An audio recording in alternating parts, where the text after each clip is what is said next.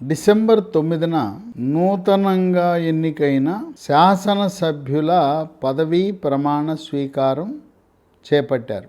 ఈ 3వ సభలో 51 మంది కొత్తగా మొట్టమొదటిసారి శాసనసభ్యులుగా వివిధ పార్టీల నుంచి ఎన్నిక కావటం విశేషం. అంటే తొలిసారిగా శాసనసభ మెట్లెక్కిన వారు 51 మంది. 119 సభ్యులకు ప్రమాణ స్వీకారం చేయించాలనే సంకల్పంతో ప్రోటెం స్పీకర్గా అక్బరుద్దీన్ ఓవైసీని ప్రభుత్వము నియమించడం జరిగింది. ఇదే వివాదాస్పదమైంది. సాధారణంగా ప్రోటెం స్పీకర్గా మనకున్న ఆచార వ్యవహారాలు ఉమ్మడి ఆంధ్రప్రదేశ్లో కానీ భారతదేశంలో ఏ రాష్ట్రంలో అయినా కూడా 2 అంశాలను పరిగణలో తీసుకుంటారు. మొదటిది, ఎక్కువ సార్లు ఎమ్మెల్యేగా ఎవరు గెలిస్తే ఏ పార్టీ వాళ్ళైనా వాళ్ళు ప్రోటెం స్పీకర్ అవ్వాలి. 2, ఇద్దరూ సమానంగా గెలిచి ఉంటే అప్పుడు వయస్సుకు ప్రాధాన్యత ఇవ్వాలి. పెద్ద వయసు ఎవరికుంటే వాళ్లను ప్రోటెం స్పీకర్గా పెట్టాలి. ప్రస్తుత సభలో 8 సార్లు గెలిచిన ఏకైక వ్యక్తి కేసీఆర్ హాస్పిటల్లో ఉన్నాడు కనుక తదుపరి 6 సార్లు గెలిచిన శాసనసభ్యులు ఉన్నారు. 6 సార్లు గెలిచిన శాసనసభ్యులు బీఆర్ఎస్ పార్టీ తరపున పోచారం శ్రీనివాసరెడ్డి, దానం నాగేందర్, తలసాని శ్రీనివాస యాదవ్, ఎంఐఎం పార్టీ తరపున అక్బరుద్దీన్ ఓవైసీ ఉన్నాడు. ఈ నలుగురిలో సీనియారిటీ పరంగా, వయసు పరంగా అన్ని రకాలుగా మంత్రిగా పనిచేశాడు పోచారం, సభాపతిగా పనిచేశాడు పోచారం, స్పీకర్గా పనిచేశాడు పోచారం. ఏ రకంగా చూసినా పోచారం శ్రీనివాసరెడ్డి ప్రోటెం స్పీకర్ కావాల్సి ఉన్నది.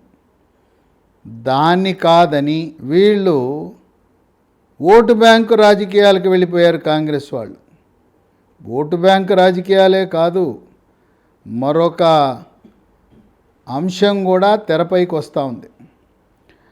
టీఆర్ఎస్ పార్టీ ఆవిర్భావానికి ముందు ఎంఐఎం పార్టీ వాళ్ళు కాంగ్రెస్ పార్టీతో మైత్రిలో ఉండేవారు, సహచర్యంలో ఉండేవారు, పొత్తులో ఉండేవారు, కలిసి పనిచేసేవారు. అలాంటిది టీఆర్ఎస్ పార్టీ ఆవిర్భావం తరువాత టీఆర్ఎస్తో కలిసి పనిచేస్తూ ఉంది ఎంఐఎం.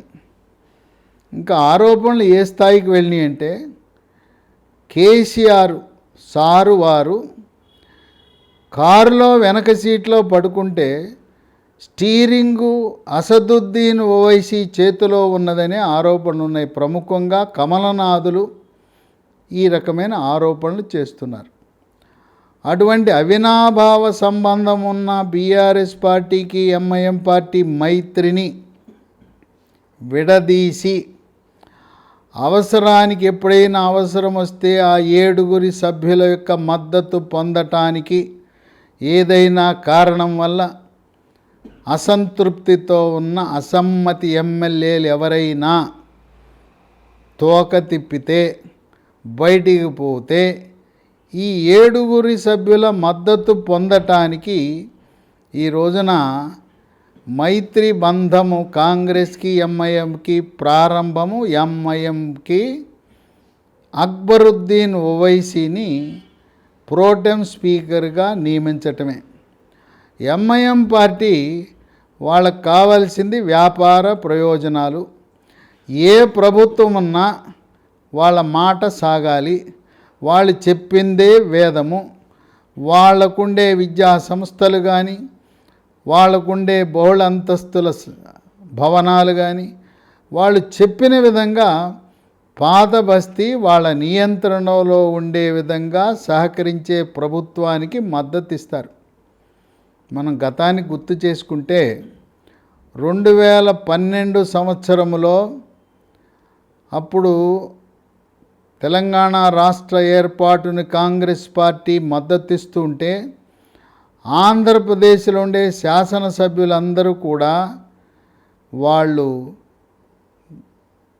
ఈ తీర్మానాన్ని వ్యతిరేకించి అవిశ్వాస తీర్మానం పెడితే ప్రభుత్వాన్ని పడగొట్టాలనే ఒక ఆలోచన చేసినప్పుడు కాంగ్రెస్ అధిష్టానము ఆనాడు 18 ఎమ్మెల్యేలు కలిగిన ప్రజారాజ్యం పార్టీతో సంప్రదింపులు జరిపి ప్రజారాజ్యం పార్టీని విలీనము చేసుకోవటము ద్వారా కాంగ్రెస్ పార్టీకి ఎటువంటి సంక్షోభము రాకుండా, అప్పుడు అవిశ్వాస తీర్మానము పెట్టిన సంఖ్యాబలంలో ఎటువంటి సమస్య రాకుండా ఏర్పడింది. పిఆర్పి పార్టీని విలీనం చేసినప్పుడు చిరంజీవికి కేంద్ర మంత్రి పదవి ఇచ్చారు. రాష్ట్రంలో సంకీర్ణ ప్రభుత్వంలో, సంకీర్ణం కాదు కలిసిపోయిన తర్వాత 2 మంత్రులకు అవకాశం ఇచ్చారు, 2 ఎమ్మెల్యేలకు. రాయలసీమ నుంచి రామచంద్రయ్యకు, కోస్తా ప్రాంతం నుంచి గంటా శ్రీనివాసరావుని పిఆర్పి నుంచి కాంగ్రెస్ పార్టీలో విలీనం చేసినందుకు బహుమానంగా 2 మంత్రి పదవులు ఇవ్వటం జరిగింది. ఆ విధంగా ఆ రోజు 2014 వరకు నిరాటంకంగా అవిశ్వాస తీర్మానాన్ని తట్టుకునే విధంగా పిఆర్పి ప్రజారాజ్యం పార్టీ సహాయపడింది. అదేవిధంగా ఇప్పుడు ఎవరైనా అవిశ్వాస తీర్మానం ప్రవేశపెడితే 7 ఎంఐఎం ఎమ్మెల్యేలు మద్దతు ఇచ్చే విధంగా వాళ్ళని మచ్చిక చేసుకోవటానికి ప్రోటెం స్పీకర్గా పెట్టారనే ఆరోపణలు ఉన్నాయి. 2018లో కూడా ఇదే తంతు జరిగింది. అప్పుడు కూడా సీనియర్లు అధిక సార్లు గెలిచిన వాళ్ళు ఉన్నా ఎంఐఎంతో సన్నిహితంగా మెలగాలనే సంకల్పంతో ఆ రోజున 2018లో కేసీఆర్ కూడా ప్రోటెం స్పీకర్గా ముంతాజ్ అహ్మద్ ఖాన్ని ప్రోటెం స్పీకర్గా నియమించి ప్రమాణ స్వీకారం చేయించారు. అప్పుడే రాజాసింగ్ 2018లో బీజేపీ పార్టీ తరపున గెలిచిన ఏకైక ఎమ్మెల్యే. ఆయన ముంతాజ్ అహ్మద్ ఖాన్ ప్రమాణ స్వీకారం చేస్తే నేను రాను, ఆయన చేతితో నేను చేయించబడను అని చెప్పి ఆ రోజు గైరు హాజరవడం జరిగింది. ఈ రోజున మరి అక్బరుద్దీన్ ఓవైసీ ప్రోటెం స్పీకర్గా రాజ్భవన్లో లాంఛనంగా 9 డిసెంబర్ ఉదయాన ప్రోటెం స్పీకర్గా గవర్నర్ తమిళిసై ప్రమాణ స్వీకారం చేయించారు. ప్రమాణ స్వీకారానికి ఎమ్మెల్యేలు వివిధ పార్టీల వాళ్ళు వస్తే Bharatiya Janata party బహిష్కరించింది. Pro tem speaker యొక్క ప్రమాణ స్వీకారాన్ని బహిష్కరించింది. ఈరోజు సభను కూడా బహిష్కరించారు భారతీయ జనతా పార్టీ కమలనాథులు ఎమ్మెల్యేలు. 8 మంది బీజేపీ ఎమ్మెల్యేలు ఉదయాన్నే 8:30కే పాత బస్తీలో ఉండే భాగ్యలక్ష్మి దేవాలయానికి వెళ్ళి కిషన్ రెడ్డి రాష్ట్ర అధ్యక్షుడితో కలిసి పూజలు నిర్వహించి ఆ తరువాత అమరవీరుల స్తూపం అక్కడ నివాళులర్పించి రాష్ట్ర పార్టీ కార్యాలయంలో చర్చించుకుని అక్బరుద్దీన్ ఓవైసీ ఆయన చేత ప్రమాణ స్వీకారం చేయించుకోవటం ఇష్టం లేక బహిష్కరించారు. తదుపరి రంగారెడ్డి జిల్లాకు చెందిన వికారాబాద్ నుంచి గెలిచిన కాంగ్రెస్ ఎమ్మెల్యే గడ్డం ప్రసాద్ కుమార్ లాంఛనంగా స్పీకర్గా ఎంపిక కాబోతున్నాడు. ఏకగ్రీవంగా ఎంపిక కాబోతాడు. ఆయన దళిత సామాజిక వర్గానికి చెందిన వ్యక్తి. గతంలో మంత్రిగా పనిచేసిన అనుభవం కూడా ఉంది. ఈ రోజున 10 మంది ఎమ్మెల్యేలలో 8 మంది బీజేపీ ఎమ్మెల్యేలు సభకు గైరు హాజరవటం అనేది విశేషం.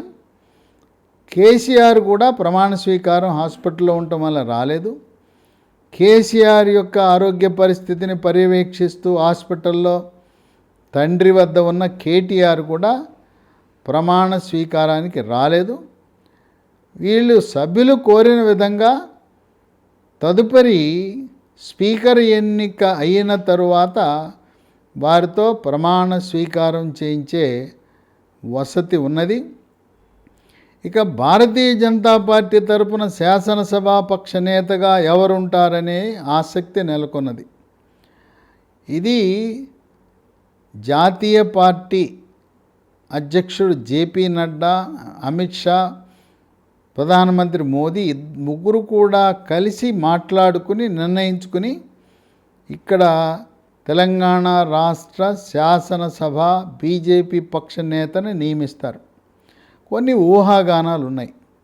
కామారెడ్డిలో మాజీ ముఖ్యమంత్రి కేసీఆర్ ప్రస్తుత ముఖ్యమంత్రిని రేవంత్ రెడ్డిని ఓడగొట్టిన జైంట్ కిల్లర్, చరిత్ర లిఖింపజేసిన వెంకటరమణారెడ్డి చరిత్రలో నిలిచాడు. దేశ ప్రజల దృష్టిని ఆకర్షించాడు. ఆయన కేసీఆర్ని 2వ స్థానానికి నెడితే ప్రస్తుత ముఖ్యమంత్రి 3వ స్థానానికి నెట్టబడ్డాడు. అందువల్ల వెంకటరమణారెడ్డికి శాసనసభాపక్ష నేతగా అవకాశం కల్పించడం సమంజసమని హైకమాండ్ భావిస్తున్నట్టుగా వార్తలు వెలువడుతున్నాయి. అయితే మరొక 2 పేర్లు కూడా పరిశీలనలో ఉన్నాయి. నిర్మల్ నుంచి గెలిచిన మహేశ్వర్ రెడ్డి, ఇది 2వసారి. వెంకటరమణారెడ్డి మొదటిసారి.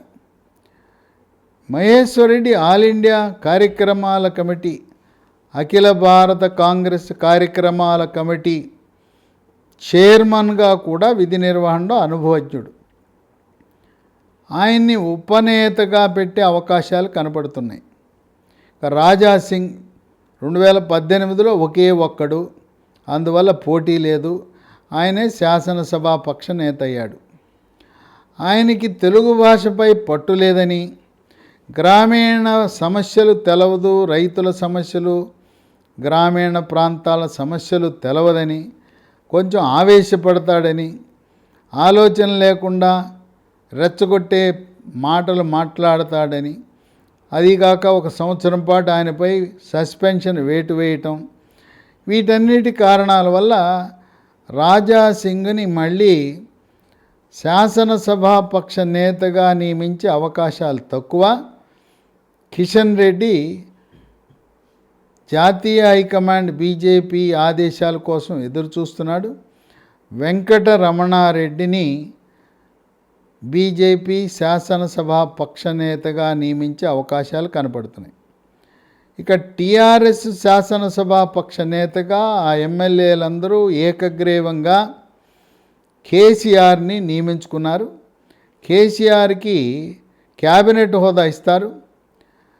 ఆయనకి ఉపనేతలుగా కేటీఆర్, అలా కేటీఆర్తో పాటు హరీష్ రావు లాంటి వాళ్ళు సహకరించడం జరుగుతుంది. ఎంఐఎం పార్టీ తరఫున గతంలో లాగా అక్బరుద్దీన్ ఓవైసీని ఎంఐఎం పార్టీ తరఫున శాసనసభాపక్ష నేతగా నియమిస్తారు. ఇక సిపిఐకి ఒకే ఒక సభ్యుడు కూనంనేని సాంబశివరావు. కూనంనేని సాంబశివరావు సిపిఐ పార్టీ శాసనసభాపక్ష నేతగా వ్యవహరించడం అనేది అది సాధారణంగా జరిగే విషయం. ఒకే ఒక్కడు ఆయన ఆ పార్టీ తరపున అధికార పార్టీతో పొత్తులో కలిసి గెలిచాడు. ఆ విధంగా శాసనసభాపక్ష నేతల ఎంపిక ప్రక్రియ జరగబోతా ఉన్నది.